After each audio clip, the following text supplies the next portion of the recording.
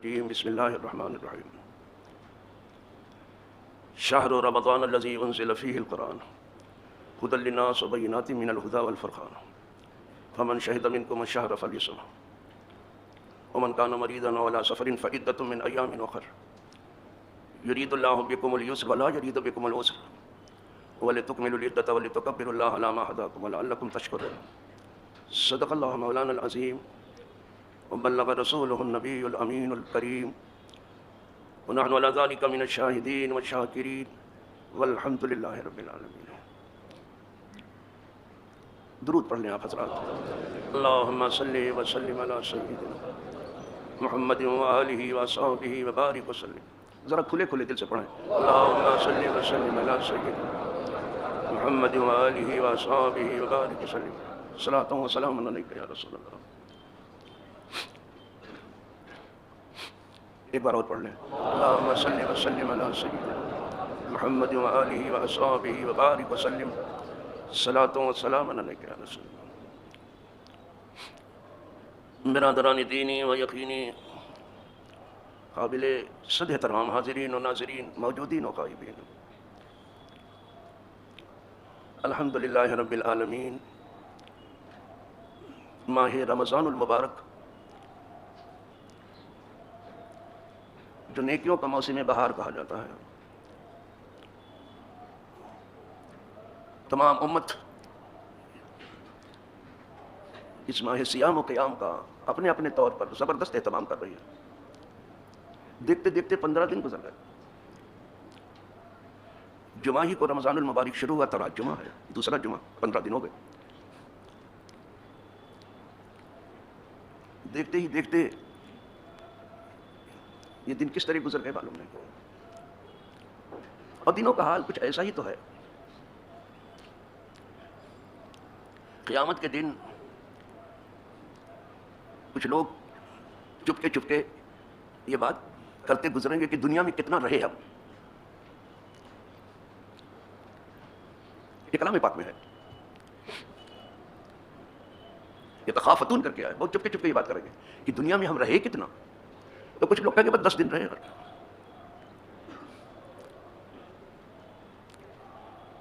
لیکن ان بات کرنے والوں میں جو سب سے زیادہ درست اندازہ کرنے والا ہے وہ کہے گا 10 دن نہیں، دنیا میں صرف 1 دن رہے۔ قرآن نے اس کو اس انداز میں بیان کیا ہے،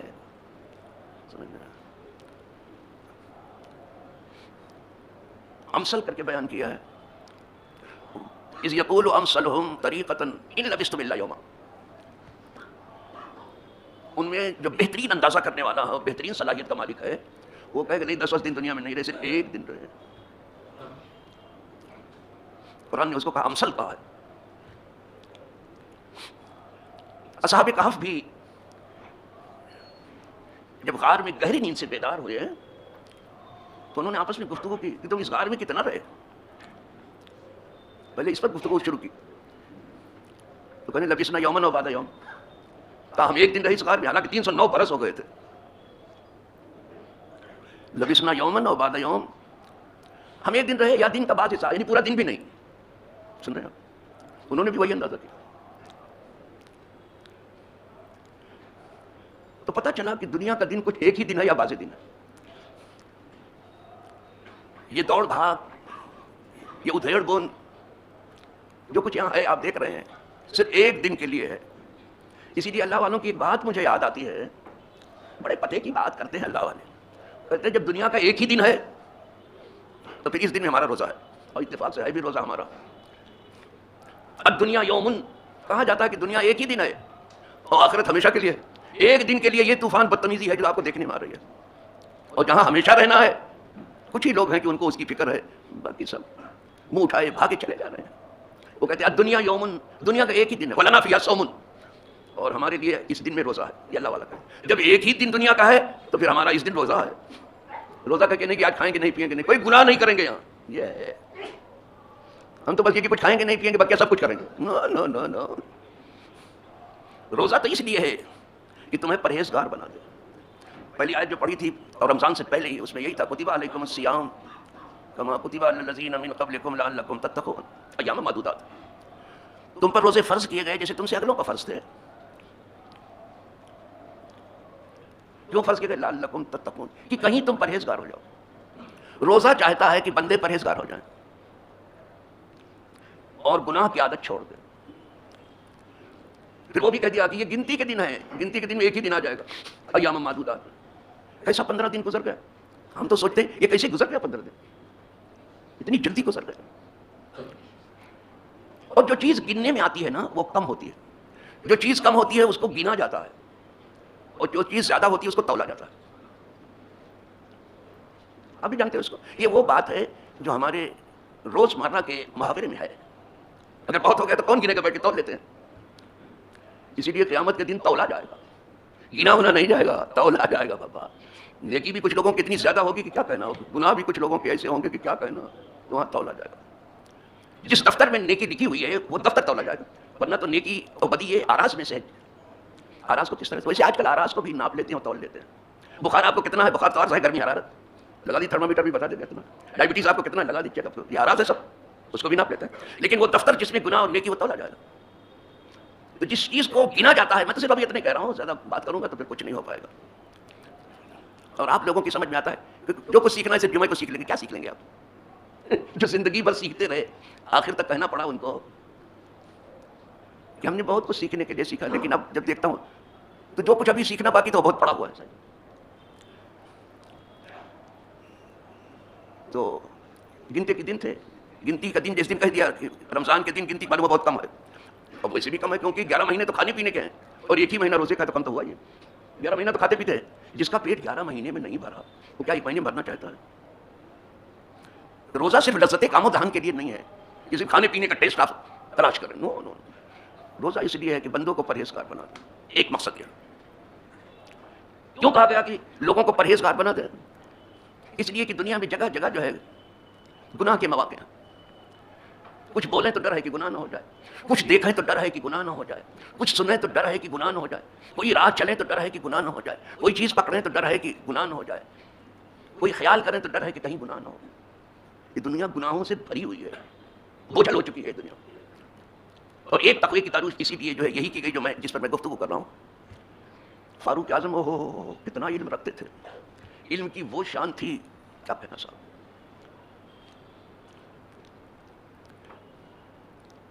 ایک مرتبہ خود فاروق اعظم نے سوال کیا تھا بھرے مجمع میں، اب یہ تو امیر المومنین ہے، خلیفۃ المسلمین ہے. لوگوں سے کہا کہ عقل مند کون ہے؟ پوچھا تھا عقل مند کون ہے؟ تو بیٹھنے والوں میں جو بیٹھنے جواب دے سکتے تھے انہوں نے کہا کہ من یعلم الخیر من الشر، جو خیر کو شر سے پہچان لے، یعنی نیکی بدی کو پہچان فرق کر لے، یہ نیکی ہے یہ بدی ہے. کہاں ٹھیک ہے، ایسا نہیں کہا کہ نہیں. کہا کوئی دوسری اور کوئی تعریف کرے گا اس کی؟ تو وہاں تو ایک سے بیٹھے تھے آپ کی محفل میں، وہاں تو ایک سے بیٹھنے والے بیٹھتے تھے. تو سب چپ ہو گئے. کہنے لگے پھر آپ ہی ارشاد فرمائیں کیا اور زیادہ اچھی تعریف کریں آپ. فرمایا من یعلم خیر الشرین،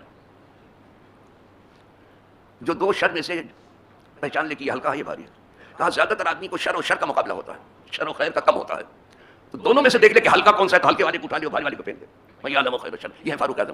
لیکن کبھی کبھی بہت بڑے علم والے سے پوچھتے تھے جو آپ کے نزدیک بہت علم والا تھا، جیسے ابی بن کعب. کہا ہے کہ سید القراء بھی تھے اور سید العلماء بھی تھے.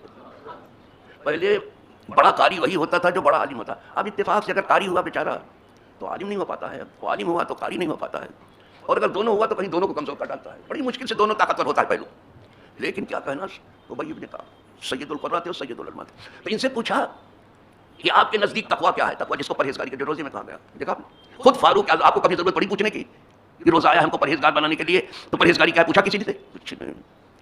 اور اسی لیے ہم اندھیرے میں ہاتھ پاؤں ہاتھ مار رہے ہیں، کچھ نہیں ہو رہا ہے. سیکھا نہیں ہم نے کچھ. زندگی بھر دنیا سیکھتے رہے پھر بھی ٹھگے جاتے ہیں، پھر بھی کوئی نہ کوئی آپ کی ٹوپی اتاری لیتا ہے. زندگی بھر سیکھتے رہے، دھندا کرتے رہے. کیا گھر بیٹھے ہی صحیح علم آ جائے گا جو حضور لے کے آئے ہیں؟ بہت سی سواریوں کے اسراف میں خون ہو چکا ہے. ایک حدیث معلوم کرنے کے لیے کہاں سے کہاں چلے جاتے تھے. تو ابی بن کعب سے پوچھا کہ آپ کے نزدیک تقویٰ کیا ہے، پرہیزگاری کیا ہے؟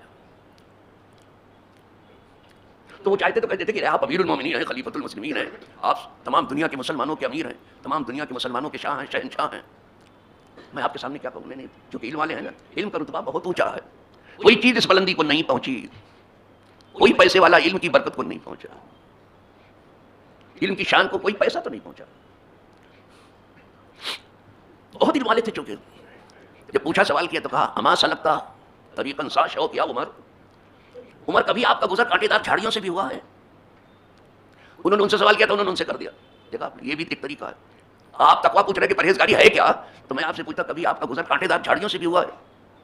کہا بالکل ہوا ہے. کہا پھر آپ نے کیا کیا؟ ہاں پھر دامن کو سمیٹا ادھر ادھر اور بچ کے ان جھاڑیوں سے نکل گیا. یہ فاروق اعظم نے کہا. شمرت بچتہش تو میں نے آستین چڑھائی ادھر ادھر اور دامن سمیٹا اور بچ کے جھاڑی سے نکل گیا. آپ کبھی نہیں گزرے ہوں گے شاید جھاڑی سے، ہم لوگ گزرے دیہات والے. دامن کو آستین کو سمیٹا اور بچ کے نکل گیا. ہاں بس یہی معاملہ. دنیا کانٹے دار جھاڑی ہے، گناہ سے بھری ہوئی. دامن سمیٹو اور بچ کے نکل جانے کی کوشش کرو، یہی پرہیزگاری. آئی بات سب. دامن کو سمیٹو، یہاں بچ کے جو بچ کے نکل گیا نکل گیا. خدا کرے سب نکل جائیں بچ کے، تو سب پرہیزگار. یہ تو ہوا تقویٰ. تو پہلی آیت پہ لعلکم تتقون کہا گیا تھا، اور یہ دوسری آیت جو میں نے پڑھی اس میں جو ہے لعلکم تشکرون کا، یہاں بھی وہی لعلکم ہے، وہاں بھی لعلکم ہے. یہاں کا شاید کہ تم شکر گزار ہو جاؤ. یہ رمضان اس لیے آیا ہے کہ تمہارے اندر شکر گزاری کا جذبہ پیدا ہو جائے. رمضان میں صبر بھی ہے، شکر بھی ہے. روزہ تو نام ہی صبر کا ہے. کھانے سے صبر، پینے سے صبر، بہت سی جائز چیزوں سے صبر، صبح صادق سے لے کے غروب آفتاب تک ہر گناہ سے صبر. تو روزہ تو صبر ہی ہے، لیکن رمضان کہہ رہا ہے یہ صبر ہی نہیں، روزہ شکر بھی ہے. روزہ اس لیے ہے کہ تم شکر گزار ہو جاؤ.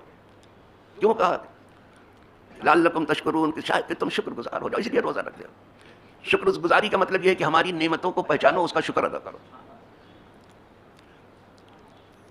اس لیے کہا گیا شکر ادا کرو، اس لیے کہ بندے سب کھا پی کر ڈکار نہیں لیتے، شکر پر کچھ نہیں ادا کرتے. کچھ لوگ کھانے کے بعد یہ دعا بھی نہیں کرتے کہ اللہ تیرا شکر ہے تو نے کھلایا، تو نے پلایا، تو نے مسلمان بنایا. یہ تو نہ بھی کہنے کے لیے تیار نہیں ہے. آپ جاتے ہیں ایسے، وہ پوچھتے ہو ایسے چلے جاتے ہیں. میں تو ان سب کی شکلیں دیکھتا رہتا ہوں. یہ انسانی ہے کیا جو جا رہے ہیں؟ لعلکم تشکرون. قدرت چاہتی ہے کہ جب تم اس کی نعمتوں کو استعمال کرو تو اس کا شکر ادا کرو. لعلکم تشکرون. کلام پاک میں قلیل من عبادی الشکور، بہت کم میرے بندوں میں سے ایسے ہیں جو شکر ادا کرتے. سن رہے ہو؟ یہ میں نہیں کہہ رہا ہوں، قدرت خود کہہ رہی ہے. ویسے تو میں اب کیا بتاؤں، اس کی کسی ایک چیز کا تمام عمر سے شکر نہیں ادا ہوگا. صرف آنکھوں کا شکر ادا کرنا چاہے نا، زندگی بھر تو نہیں ادا ہوگا. کانوں کا شکر ادا کرنا چاہے، سننے کی طاقت کہیں بہرا بنایا ہوتا تو زندگی بھر ادا نہیں.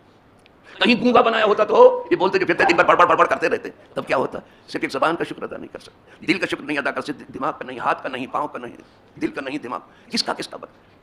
صرف ایک آنکھ کا شکر آدمی زندگی میں نہیں ادا کرتے، لیکن حکم ہے ادا کرو جو تم سے ہو سکے. اسی لیے شکر صرف اس سے صرف زبان ہی سے نہیں کہ اللہ تیرا شکر ہے. نو نو نو نو نو. لوگوں نے سب یہی سمجھ لیا صرف زبان ہی چلاتے رہتے دن بھر. اتنا کوئی سکہ نہیں چلتا جتنی زبان چلتی ہے. دنیا کا کوئی سکہ نہ ڈالر چلتا ہے، نہ پاؤنڈ چلتا ہے، نہ سلنگ چلتا ہے، نہ روپیہ. جتنی زبان چلتی ہے، یہ زبان ہے کہ کینچی ہے، دن بھر چلتی رہتی ہے. تو سحری کے ٹائم ایک آدمی نکلتا، اس کو اتنا بولنے کا شوق ہے، اتنا زوردار ڈائلاگ بولتا کہ معلوم ہوتا کہ ساری تجربہ گاؤں سے گھوم کر کے یہ آدمی آیا ہے. یہ زبان چلتی رہتی ہے. صرف زبان ہی سے شکر نہیں ادا ہوتا، ہاتھ سے بھی شکر ادا. جو چیز دینے کے ہاتھ سے دو. پاؤں کا بھی شکر ہے، جدھر نہیں جانا چاہیے ادھر مت جاؤ، جدھر جانا چاہیے ضرور جاؤ ادھر، یعنی مسجد کی طرف. یہ شکر ادا کیا آپ نے جو چلے ہیں اس طرف، یہ پاؤں کا شکر ادا کیا. کانوں سے جو سننا چاہیے وہ سنو، دل اور دماغ سے جو سمجھنا چاہیے وہ سمجھو. یہ شکر ہے. شکر جو ہے ہاتھ پاؤں سے بھی ہوتا ہے، شکر زبان سے ہوتا ہے، دل و دماغ سے بھی. شکر کی راہیں بہت ہیں، مگر لوگوں کو صرف ابھی زبان والا ٹھیک سے شکر نہیں ہے تب ادا کریں. یہ حضرت نوح کے بارے میں دیکھیے، انہ کان عبدا شکورا. تو جو نوح کو جانتے ہو کون ہے؟ نوح علیہ السلام. وہ میرے بڑے شکر گزار بندے تھے. او سبحان اللہ. قدرت نے ان کو نوح کان عبدا شکورا، وہ بہت شکر گزار. کیا شکر ادا کیا ہے انہوں نے؟ حضرت نوح عبدا شکورا، ان کو انہ کان عبدا شکورا. لوگ پتھروں سے بھی مارتے تھے کہ آپ نواز و تبلیغ بند کرو، لیکن آپ رکے نہیں. کبھی کبھی ڈھک جاتے تھے پتھروں میں. تو عمر بھی کتنی 950 برس کم و بیش، ایک دو دن نہیں، لیکن شکر کیا جاتا. پھر ہاتھ کیا وہ شکر میں لگا تو کشتی بنا ڈالی. یہ ہاتھوں کا شکر تھا، لوگوں کو بچانے کے لیے کشتی بنا ڈالی ایمان والوں کو. یہ ہاتھ کا شکر تھا. دیکھا جبریل امین جیسے جیسے بتاتے تھے اس سے کشتی بنائی نوح علیہ السلام. ایک مقدر صاحب بیچارے یہی تقریر کر رہے تھے نوح علیہ السلام کی، تو تھوڑا خمار تھا ان کو، شاید کئی راتوں سے سوئے نہیں تھے، تو کشتی کی جگہ پر ٹیکسی بول گئے. وہ نوح علیہ السلام نے ٹیکسی بنائی. اب پبلک نے مسکرانا شروع کر دیا. جو کشتی کو مجھے نام بھی معلوم ہے، لیکن میں نام کسی آدمی کا نہیں لیتا کہ کون تھا ایسا، سب کی عزت ہے. لیکن نکل گیا ان کے منہ سے کہ نوح علیہ السلام نے ٹیکسی بنائی. اور ٹیکسی میں اتنے پٹرے لگے ہوئے تھے، ٹیکسی ہی ٹیکسی کئی منٹ تک چلایا. اور پبلک جوڑ جوڑ سے ہنسنے لگے. لیکن بولتی نہیں تھی، سنتی تھی، کیونکہ واضح ہو رہا تھا نا. جب ساحل پہ لے جا کے کشتی کا کہا مولانا جلدی سے ذرا نہیں ٹیکسی ڈوب جائے گی سمندر، آپ کی ٹیکسی سمندر میں ڈوب جائے. کہاں ٹیکسی بول رہا تھا، کہاں آپ ان کی سمجھ جائے. یہ ٹیکسی ڈوب جائے گی، وہ کشتی ہوگی جو سمندر میں رہے گی، جلدی سے ذرا آپ اور سلام پڑھو. ایک جگہ اور بھی ایسے جلدی سے سلام پڑھوایا گیا. یہ بہت ہوش کی جگہ ہے. یہ لٹکتی ہوئی تلوار کے نیچے بیٹھنا ہے، واز کہنا. لیکن سب سے سستا اسی کو لوگوں نے سمجھ لیا. ہر کس و ناقص بیٹھ کے واز کہہ رہا ہے جسے کچھ معلوم نہیں. تو حضرت نوح کو کان عبدن شکورا، وہ بہت زیادہ شکر گزار بندے تھے. تو شکر گزاری تم اللہ والوں سے سیکھو. ایک مثال دے کے ختم کر دوں میں، ورنہ تو کیا ہوگا. ایک اللہ والے کو دیکھا گیا کہ اس کا جسم زخموں سے چور ہے اور صاحب فراش ہے، اللہ والا ہے. انہیں کو دکھ بھی دیتے ہیں جسے اپنا سمجھتے ہیں. یہ سمجھتے ہیں، یہ قدرت کا طریقہ ہے. بچے دو لڑیں گے تو آپ کس کو ماریں گے؟ اپنے بچے کو. ادھر کیوں گیا تو دکھ آئے تو سمجھ لو کہ اس نے تمہیں اپنا سمجھا ہے. لیکن یہاں دکھ آتا تو جانے کیا کیا سوچنے لگتے ہیں. اسی کی دکھ بھی دیتے ہیں جسے اپنا سمجھا. جسم پورا زخموں سے چور تھا اور صاحب فراش تھے. وہ چاہنے والے تھے، اللہ والا تھا وہ، تو اس کی خدمت کر دیتے. تو ہر وقت شکر ادا کرتا رہتا تھا اللہ کا. تو ایک گزرنے والا وہاں سے گزرا، کہا آپ ہر وقت اللہ کا شکر ادا کر رہے ہو، ہر وقت اس کا شکریہ ادا کرتے ہو، اپنی زبان سے بھی ادا کر رہے ہو، ہاتھ سے بھی جو کچھ ہو سکتا ہے کر رہے ہو. کیوں ایسا کیوں ہے؟ اس نے تو آپ کو جو ہے صاحب فراش بنا دیا. او تم کو سمجھ نہیں ہے. صاحب فراش بنا دیا تو کیا حرج ہے؟ اگر کہیں زیادہ طاقت ہوتی تو اللہ کے بندوں کو ستانا شروع کر دیتا. تو طاقت چھین لی، کم از کم اللہ کے بندوں کو ستاؤں گا تو نہیں، میں دادا گیری تو نہیں کروں گا. طاقت زیادہ ہوتی تو کیا کرتے دادا گیری؟ ایک چین پہن لیتے سونے کے تاکہ پتہ چلے کہ حضرت کچھ ہیں. یہ بھی 30 بار خانوں میں سے ہیں. کہا کم از کم اس نعمت کا شکر میں کس طرح ادا کروں کہ زور خلق آزاری نہ دارم، کہ اللہ کے کسی بندے کو تکلیف دینے کے لائق میں رہا ہی نہیں. میرے اندر طاقت ہی نہیں. طاقت ہوتی کہیں تکلیف دیتا تو پکڑا جاتا کل قیامت میں کہ میرے بندوں کو تکلیف کیوں دیا. جو بھی اللہ کے بندوں کو تکلیف دے رہا ہے وہ تکلیف بہت بڑی جھیلنے کے لیے تیار ہو جائے. اسی لیے حضور نے سب سے اچھا مسلمانوں سے جس کے ہاتھ اور زبان سے دوسرے مسلمان محفوظ ہو. تو یہ لعلکم تشکرون، اسی لیے یہاں کہہ دیا کہ تم میں ایک شکر کی عادت پیدا ہو جائے. اس لیے روزہ ہے. تم میں تقوی و طہارت کی ایک عادت پیدا ہو جائے، 11 مہینے پرہیزگاری سے گزار سکو، اس لیے روزہ ہے. خدا کرے ہم سب کا روزہ یوں ہی ہو. اور یہ مغفرت کا عشرہ چل رہا، دعا کرو کہ تمام امت کی مغفرت ہو جائے. سمجھے؟ اس کے بعد 5 دن کے بعد جو ہے گردنوں کی جہنم سے آزادی کا عشرہ شروع ہوگا. خدا کرے اللہ سب کی گردنیں جہنم سے آزاد کر دے اور سب کو جنت میں داخل کر دے. وآخر دعوانا الحمدللہ رب العالمین.